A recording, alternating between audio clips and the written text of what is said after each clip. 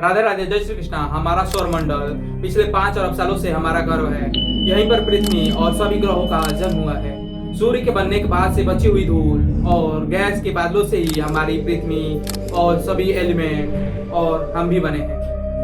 धीरे धीरे यहाँ पर ग्रह बने और फिर उन ग्रहों पर एटमॉस्फेयर बना, पर सभी ग्रहों में से केवल पृथ्वी पर ही जीवन पनपा। 13 अरब साल पहले सिंगल सेल से पनपा जीवन आज इतना ज्यादा विकसित हो चुका है कि पृथ्वी पर अब हम करोड़ों जीवों की प्रजाति को आराम से देख सकते हैं। इन्हीं प्रजाति में हम इंसान भी आते हैं, जो कि लगातार इवोल्यूशन से आज इतने आगे बढ़ चुके हैं कि पूरे सोलर सिस्टम में हमसे ज्यादा एडवांस सभ्यता नहीं है। पर इतना विकसित होने के बाद भी हम लगातार हर ग्रह पर स्पेस प्रोब भेजने के बाद भी हम इंसान अपने चंद्रमा से ज्यादा आगे नहीं लैंड कर सके हैं। पृथ्वी से एवरेज 4 लाख किलोमीटर दूर चंद्रमा सौरमंडल की लास्ट बाउंड्री यानी कि ऑर्थ क्लाउड की दूरी की केवल 0.00001% है। इसे इंसानी स्केल पे समझे तब अगर सौरमंडल 1000 किलोमीटर के आकार का है तो इंसान केवल अभी 2 सेंटीमीटर तक ही इसे पार कर चुका है। इसी से आप सौरमंडल की इस सबसे विशाल बाउंड्री को आकार को समझ सकते हैं। तो आखिर सौरमंडल वास्तव में कितना विशाल है? वैज्ञानिकों ने कैसे इस सौरमंडल के सभी ग्रहों पर अपने स्पेस प्रोब भेजे थे और कैसे हम आज यह कर पाए हैं, तो यह सब जानने के लिए चलिए वीडियो में मेरे साथ सौरमंडल की अद्भुत यात्रा पे, जो आपकी पक्का होश उड़ा कर रख देगी। मानव सभ्यता 60 लाख सालों से पहले इस पृथ्वी पर है, पर उसने अंतरिक्ष में जाना पिछले 100 सालों में ही सीखा है। पर इतने कम समय में भी इंसानों ने सभी 8 ग्रहों पर एक ना एक स्पेस प्रोब भेज ही दिया है। इन सभी स्पेस मिशनों में वॉयेजर मिशन सबसे ज्यादा इम्पोर्टेंट माना जाता है। यह एकमात्र एक ऐसा मिशन है जो हमारी सभी जरूरी जानकारी लिए सोलर सिस्टम में भटक रहा है और हर सेकेंड में यह 17 किलोमीटर पार करने वाला यह यान इस समय इंटरस्टेलर स्पेस में तो प्रवेश कर चुका है, पर आज भी इसमें सूर्य की ग्रेविटी का असर होता है। जी हाँ, 1977 में लॉन्च हुआ वॉयेजर 1 यान पिछले 46 सालों से लगातार एक ही स्पीड से सौरमंडल में चल रहा है, पर आज भी यह काइपर बेल्ट को पार नहीं कर सका है। काइपर बेल्ट को अरबों उल्कापिंड आते हैं जो कि सूर्य के चक्कर लगाते हैं। प्लूटो के बाद ही इन विशालकाय उल्कापिंडों की यह बेल्ट शुरू हो जाता है, पर इसका आकार बहुत ही ज्यादा विशाल है। इस बेल्ट को ही पार करने के लिए वॉयेजर 1 और वॉयेजर 2 को 300 साल से ज्यादा का टाइम लगने वाला है। यानी कि आज 2023 है, तो साल 2023 के आसपास ही वॉयेजर यान हमारे सोलर सिस्टम के सबसे विशाल एस्टेरॉयड घेरे को पार करके उससे विशाल घेरे में एंटर कर जाएगा। वॉयेजर ही ऑर्थ क्लाउड में एंट्री कर चुका है और वह धीरे धीरे इस घेरे में मौजूद पत्थरों से बचते हुए आगे बढ़ रहा है। नासा की रिसर्च के अनुसार ऑर्थ क्लाउड 10,000 AU से लेकर के 1 लाख AU तक फैला है। एक AU सूर्य और पृथ्वी की जो दूरी है उसे कहते हैं, यानी कि करीब 15 करोड़ किलोमीटर। आज से 300 साल बाद वॉयेजर 1 सोलर सिस्टम के भारी क्षेत्र में एंटर कर जाएगा और फिर 40,000 सालों तक इसी घेरे को पार करने में लगा देगा। इतने सालों के बाद ही वॉयेजर सूर्य की ग्रेविटी से फ्री हो पाएगा और फ्री ब्रह्मांड में हमेशा के लिए भटकता रह जाएगा। वॉयेजर 1 की 70 किलोमीटर की पर सेकंड की स्पीड से आप भले ही चंद्रमा पर 6.5 घंटे में पहुंच जाओ, वह सोलर सिस्टम में पार करने में आपको इसी यान से 40,000 साल तक लग जाएंगे। इसी से आप इसकी असीम फैलाव का अंदाजा लगा सकते हैं। वही इस वीडियो में आगे बढ़ते हैं और जानते हैं कैसे वॉयेजर 1 और वॉयेजर 2 यान सौरमंडल के मौजूद विशालकाय ग्रहों के पास गए थे और कैसे इन्होंने सैटर्न, यूरेनस और नेपच्यून की सटीक इमेज ली थी। तो आइए इस वीडियो को आगे तक देखते हैं। पर वॉयेजर 2 अनमेन्ड मिशन थे जो केवल और केवल सोलर सिस्टम के ग्रहों को एक्सप्लोर करने के लिए भेजे गए थे। अगर आज की बात करें तो नासा और इसरो मैन मिशन करने की तैयारी कर रहे हैं। आने वाले समय में इंसान को ही सोलर सिस्टम के ग्रहों पर जाकर के एक्सप्लोर करना होगा। तो आइए देखते हैं कि आज के टेक्नोलॉजी से हम सोलर सिस्टम के मेन मिशन को करें तो क्या क्या मानव जाति आने वाले 100 सालों में या फिर कोई इंसान पूरे जीवन काल में पूरे सोलर सिस्टम में कहां तक पहुंच सकता है और पूरे सोलर सिस्टम को पार करने के लिए उसे किस ग्रह की ग्रेविटी की जरूरत पड़ने वाली है और उसमें क्या क्या अड़चने आने वाली है, तो चलिए शुरू करते हैं। तो दोस्तों, सबसे बड़ी प्रॉब्लम तो आज की रॉकेट की स्पीड से है, जो हमें बहुत ज्यादा धीमा बना देता है। इस स्पेस में परिक्रमा कर रहे चांद और ग्रह रात के आसमान में बहुत पास पास दिखाई देते हैं, पर असल में इनकी बीच की दूरी बहुत ज्यादा है। पृथ्वी और चांद की दूरी सबसे कम है, पर यहाँ पर जाने में भी हमें 1 महीना तक लग जाता है।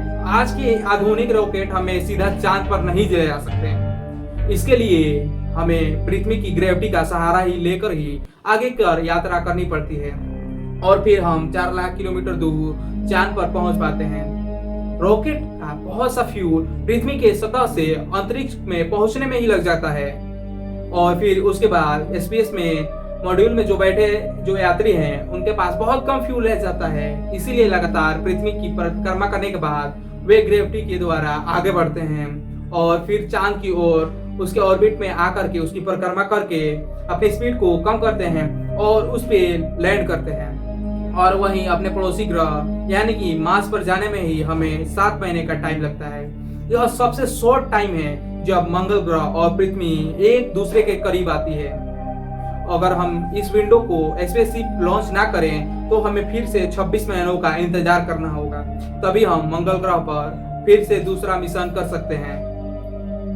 आज के समय में भले ही रॉकेट 40,000 किलोमीटर प्रति घंटे की स्पीड से हमें स्पेस में ले जा सकते हैं, पर उसके बाद भी हम इस सही समय और सभी प्लेनेट का अलाइनमेंट देखने की बहुत जरूरत पड़ती है, वरना आखिर से हम फिर से कई सौ साल गंवा देंगे। वॉयेजर 1 का और वॉयेजर 2 का लॉन्च करने का यही वजह था, क्योंकि सारे ग्रह एक अलाइनमेंट वाले थे, क्योंकि उस समय वह सारी ग्रह एक ही लाइन में अलाइन थे, इसलिए वॉयेजर 1 को मिशन को सक्सेसफुल बनाना बिल्कुल इजी था। मंगल तक इंसानों को भेजने का प्लान वैज्ञानिकों के पास है, और जब बात एस्ट्रॉयड घेरे की बात बृहस्पति ग्रह और शनि ग्रह की बात आती है तो वैज्ञानिक इंसानी मिशन से दूर हो जाते हैं। यहाँ पर हमारे द्वारा बनाए गए प्रोब्स ही कारगर रहते हैं, जो कि जुपिटर पर कई वर्ष और कई प्रोब्स भेजे जा चुके हैं, जिसमें सबसे पहले पाइलरी 10 को भेजा गया और उसके बाद से वॉयेजर 1 और वॉयेजर 2 को इस ग्रह पे इसकी सटीक इमेज लेने के लिए भेजा गया। नासा का जूलो यान जुपिटर पर भेजा गया अंटी प्रोब था, जिसकी इसकी सबसे सटीक इमेज ली और उसके बाद से कई ऑर्बिट किया इसने, और साल 2011 में लॉन्च हुए यह प्रोब 5 साल की लंबी यात्रा के बाद इस ग्रह की ऑर्बिट में आया, और तब से लेकर आने वाले 2.5 सालों तक इसी ग्रह की परिक्रमा करके हमें महत्वपूर्ण जानकारी देता रहा। पृथ्वी और चांद की दूरी का अगर 1000 गुना मंगल ग्रह दूर है, तो इसी दूरी से 2500 गुना बृहस्पति है। यह सभी रॉकी प्लेनेट की तुलना में पृथ्वी से बहुत ही ज्यादा दूर है, और गैस से बना होने के कारण इस पे कोई प्रोब लैंड भी नहीं कर सकता। वहीं सोलर सिस्टम का दूसरा सबसे विशाल ग्रह यानी कि शनि ग्रह भी इसी तरह हमसे बहुत ज्यादा दूर है। इस ग्रह की सबसे पहली बार अप्रोच पायलट 11 ने की थी, पर तब हम इसके बारे में ज्यादा जान नहीं पाए थे। इस प्रोब के बाद हमने शनि ग्रह पर वॉयेजर 1 और वॉयेजर 2 को एक्सप्लोरेशन करने के लिए भेजा, पर सबसे सटीक जानकारी और पहली बार सैटर्न की ऑर्बिट में जाने का मौका कैसिनी हाइजन स्पेस प्रोब को मिला। साल 1997 में लॉन्च हुआ यह प्रोब 6 सालों और 2 साल 261 दिनों में शनि तक पहुंचा। पर दोस्तों, अगर आप यह सोच रहे हैं कि यह यान सीधा पृथ्वी से सैटर्न क्यों चला गया, तो आप जल्दी कर रहे हैं मेरे दोस्त, क्योंकि इस समय भी नासा के पास ऐसी कोई टेक्नोलॉजी नहीं है जिससे कोई भी स्पेसशिप डायरेक्ट जुपिटर से और सैटर्न तक पहुंच सके।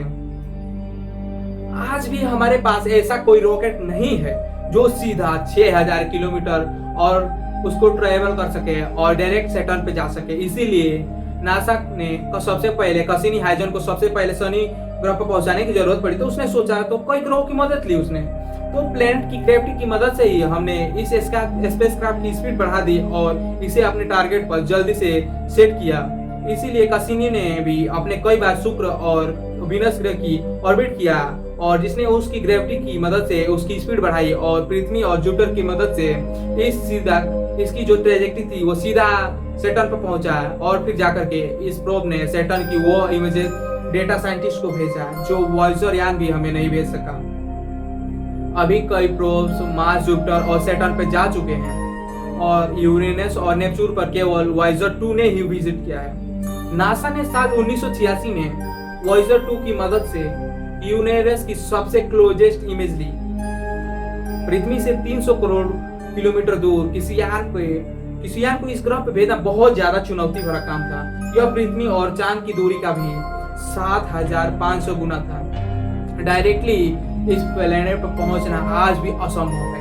इसीलिए वॉयेजर 2 जुपिटर की कई परिक्रमा कर उसकी ग्रेविटी की हेल्प लेकर अपनी स्पीड को बढ़ाकर यूरेनस पर पहुंचा। यूरेनस से 81,500 किलोमीटर ऊपर से गुजरते हुए इसने ग्रह की कई इमेजेस ली और उसकी 11 चंद्रमाओं को भी इजीली खोज लिया और साथ में इसकी एटमॉस्फेयर और इसकी रिंग के बाहर भी जाना। और वॉयेजर 2 एक ऐसा मात्र स्पेस प्रोब है जो यूरेनस को सबसे नजदीक से एक्सप्लोर किया है। अब तक कोई भी दूसरा प्रोब इस ग्रह पर नहीं गया। और वहीं यूरेनस के बाद से नेपच्यून को भी वॉयेजर 2 ने एक्सप्लोर किया है। यूरेनस को एक्सप्लोर करने के बाद भी वॉयेजर 2 मेड कोर्स करेक्शन कहता है कि और सीधा नेपच्यून की ओर चलने लगता है। पृथ्वी से 460 करोड़ दूर और यूरेनस से 160 करोड़ किलोमीटर दूर इस ग्रह पर जाने के लिए वॉयेजर 2 यूरेनस की ग्रेविटी की असिस्ट से आगे बढ़ता है और नेपच्यून की काफी क्लोज आकर उसकी इमेज लेता है। यहाँ पहुंचकर वॉयेजर 2 उसकी विशाल चंद्रमा टाइटन की सटीक इमेज लेता है और साथ में पहली बार नेपच्यून की रिंग को ढूंढता है। वॉयेजर 2 से पहले नासा इस ग्रह के रिंग के बारे में कुछ भी नहीं जानता था। जी हाँ, नेपच्यून के 6 चंद्रमाओं को खोजने के बाद वॉयेजर 2 इस ग्रह के से सीधा उसने काइपर बेल्ट की ओर निकलता है और साल 2018 में वह इंटरस्टेलर स्पेस में प्रवेश कर जाता है। इस समय वॉयेजर 2 15.3 किलोमीटर पर सेकंड की स्पीड से ब्रह्मांड में भटक रहा है।